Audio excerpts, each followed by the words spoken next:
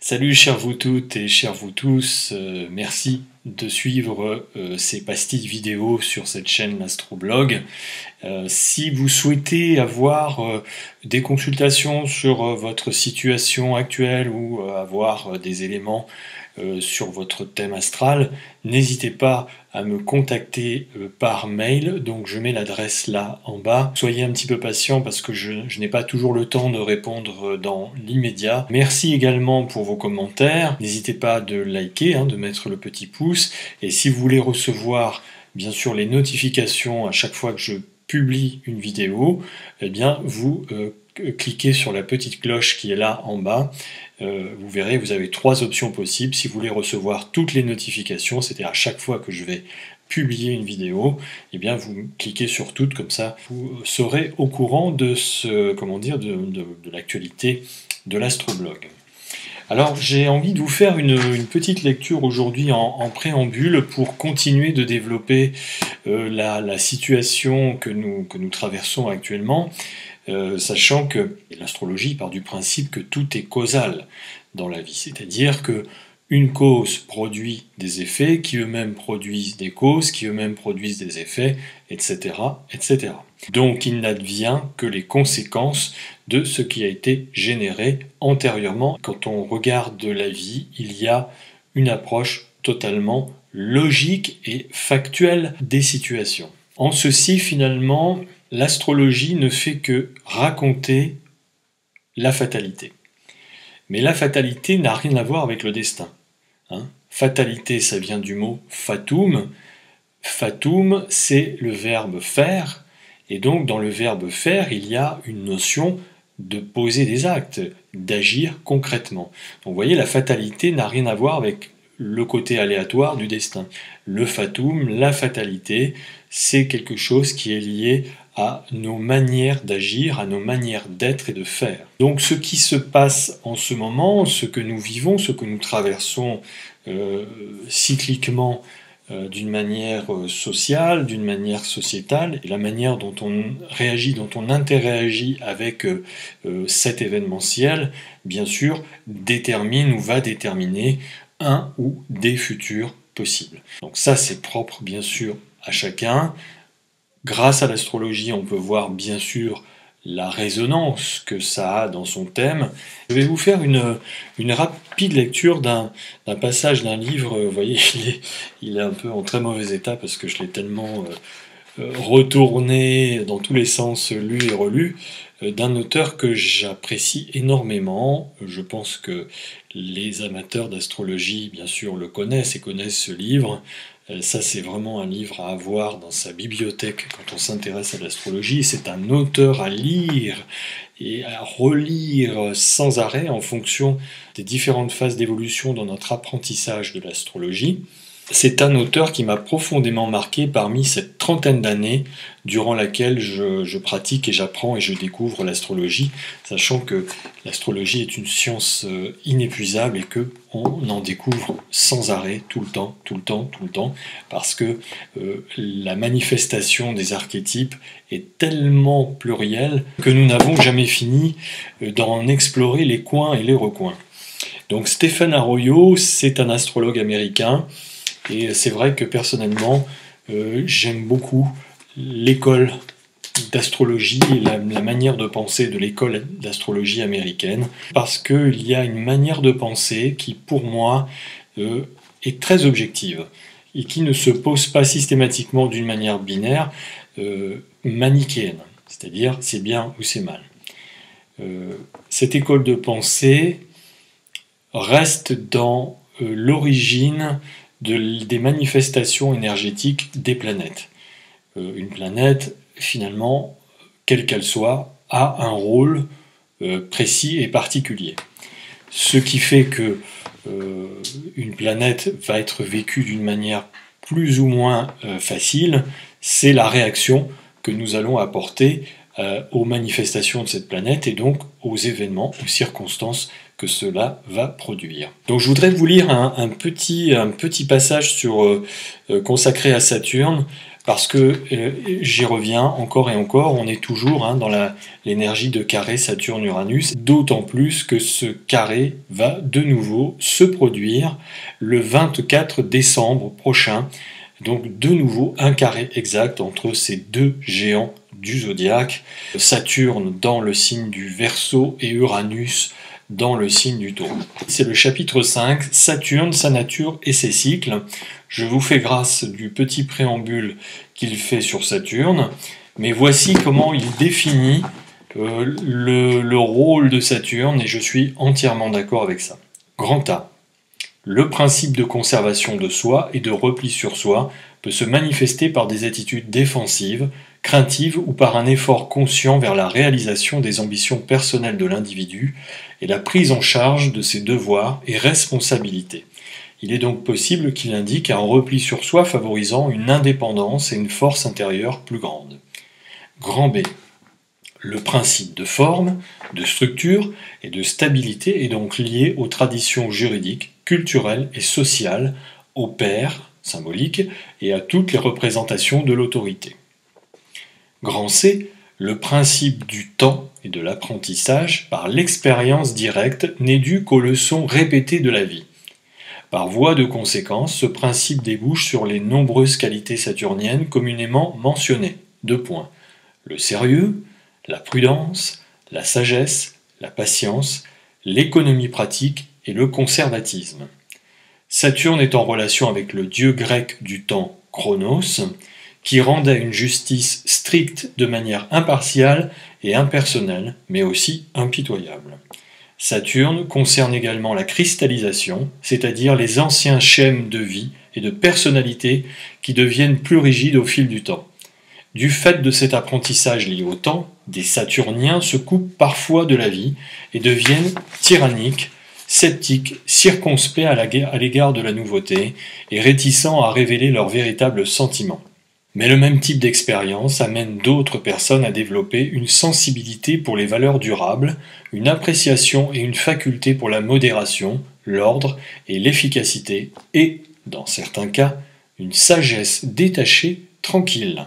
Grand D, le désir intense de défendre sa structure existentielle, son intégrité personnelle et le besoin d'établir sa sécurité par le biais de réalisations tangibles. Grand E, selon Dan Rudyard, donc là Stéphane Arroyo cite un autre grand astrologue américain, précurseur de la pensée astrologie dite humaniste. Donc selon Dan Rudyard, Saturne se réfère à la nature fondamentale d'une personne, à la pureté de son véritable moi. Il y a un rapport avec Pluton, ça, mais ça c'est un aparté personnel. Il semble que Saturne en soit arrivé à avoir une réputation négative aux yeux de nombreux astrologues, parce que la plupart des gens ne vivent pas en accord avec leur nature fondamentale, mais plus en fonction des modes, des schèmes sociaux et des traditions, ainsi que des jeux de l'ego. Saturne est souvent appréhendé comme un reproche austère ou comme un acte provocateur du destin visant à nous amener à prendre en considération les besoins de notre nature fondamentale. Saturne est vraiment un maître d'œuvre dur, ainsi que l'affirment maints ouvrages anciens, et il sera d'autant plus brutal que nous serons éloignés de notre véritable nature. La réputation, un peu dure de Saturne. Grand F, sur un plan psychologique, Saturne représente une dimension du complexe de l'ego qui peut devenir, et en général devient, rigide avec l'âge.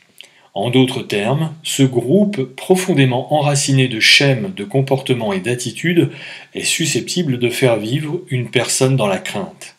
Toujours d'un point de vue psychologique, Saturne est également en relation avec ce que Jung nomme l'ombre, c'est-à-dire des parties de nous-mêmes que nous bloquons, que nous redoutons et qui engendrent la culpabilité. Nous projetons donc ces caractéristiques sur les autres. On a dit que Saturne symbolisait le talon d'Achille de l'armure que l'homme porte face au monde, l'instinct de repli.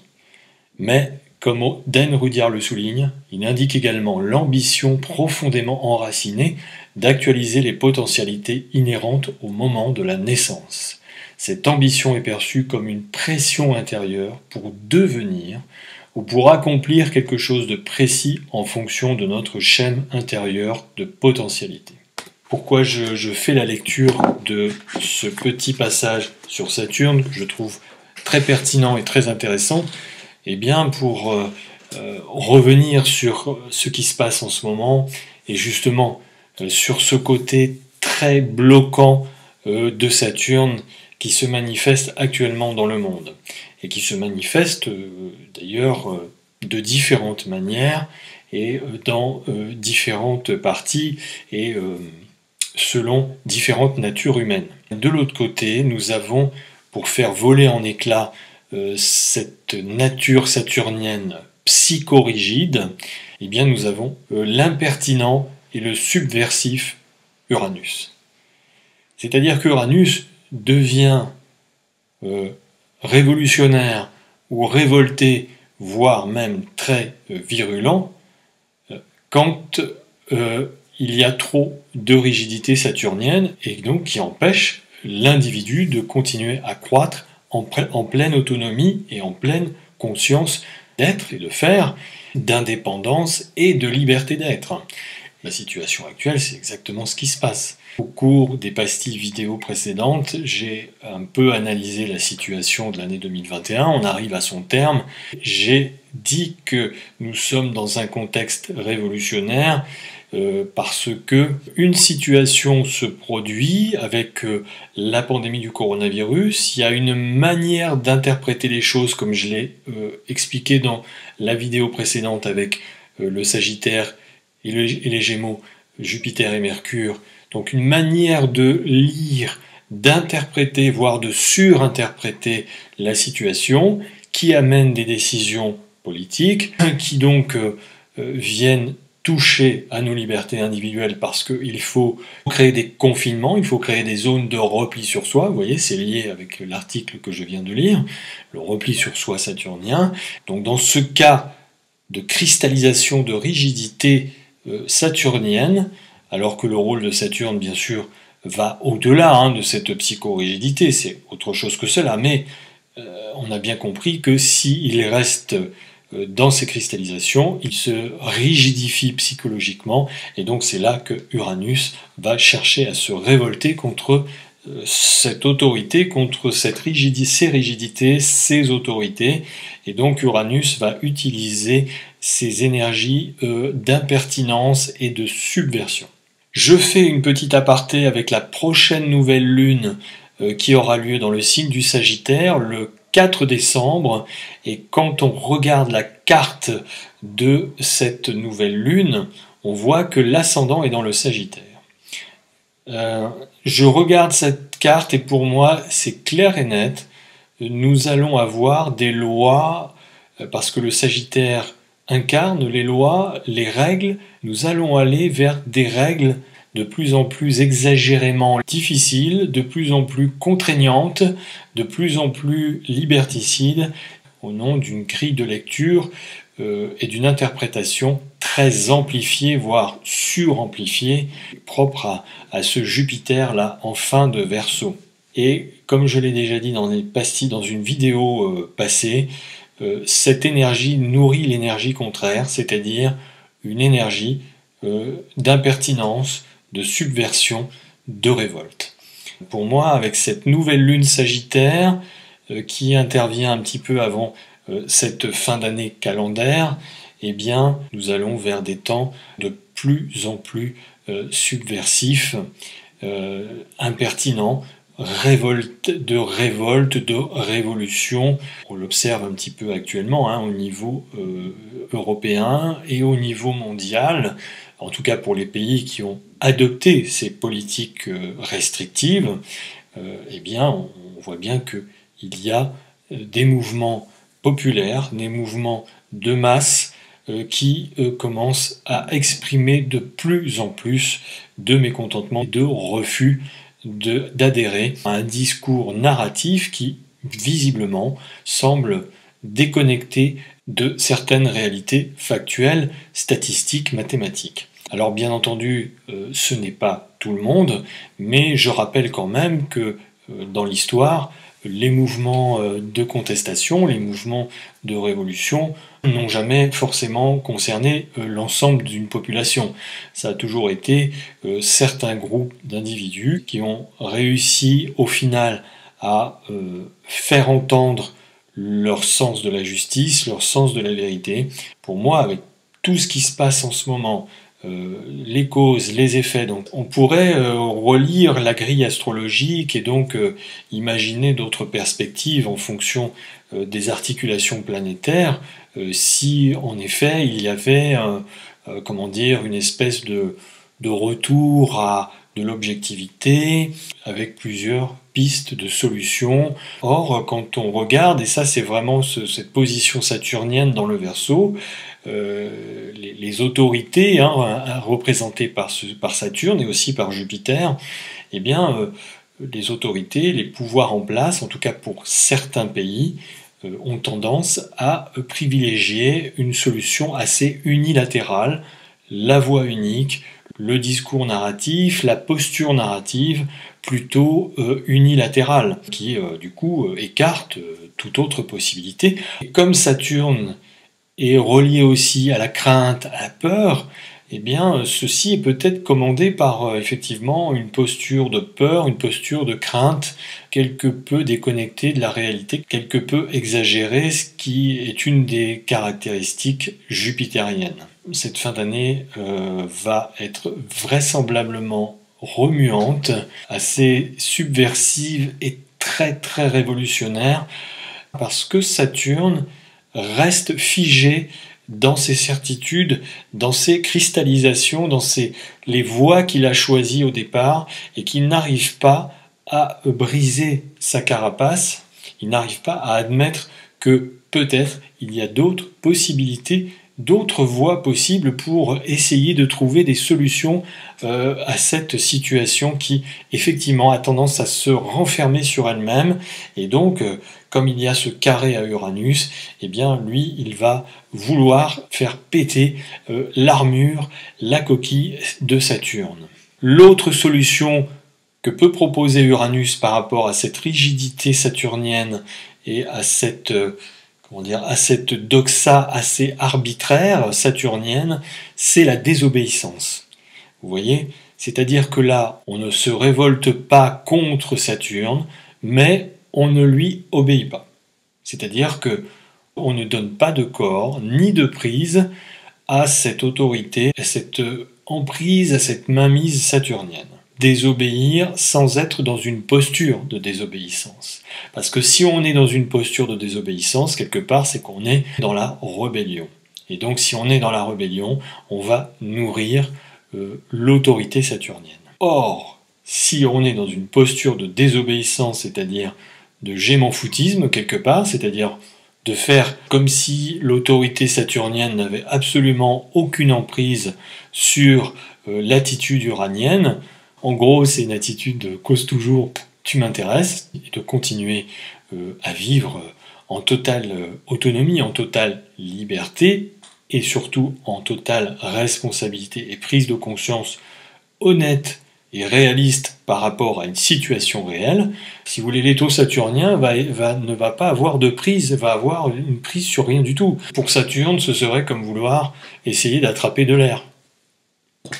Voilà sur cette grille de lecture des articulations astrales qui continuent d'œuvrer au fur et à mesure des lunaisons, des cycles lunaires et des autres cycles planétaires plus rapides. Ce que je voudrais dire aussi, c'est que c'est très intéressant de dresser le thème de deux planètes qui font un aspect particulier. Je reviendrai un petit peu plus longuement sur la conjonction Jupiter-Neptune qui aura lieu dans le signe des Poissons en 2022. Ça va être une conjonction très importante, vraiment énorme, majeure, comme je l'ai dit dans la capsule précédente, une sorte de tsunami, de raz-de-marée, une sorte de chose qui va se diffuser à l'échelle de l'humanité, à l'échelle de la planète. Et donc j'ai dressé un thème particulier. Donc, quelle que soit la nature de l'aspect, c'est intéressant de dresser un thème du moment exact de l'aspect. C'est d'autant plus fort et d'autant plus vrai quand on a une conjonction, quand on a des carrés, ou une opposition. Mais ça peut être aussi intéressant de le faire pour des sextiles, des trigones ou d'autres types d'aspects. Merci à vous de votre écoute et je vous souhaite une très belle fin de journée. À très bientôt.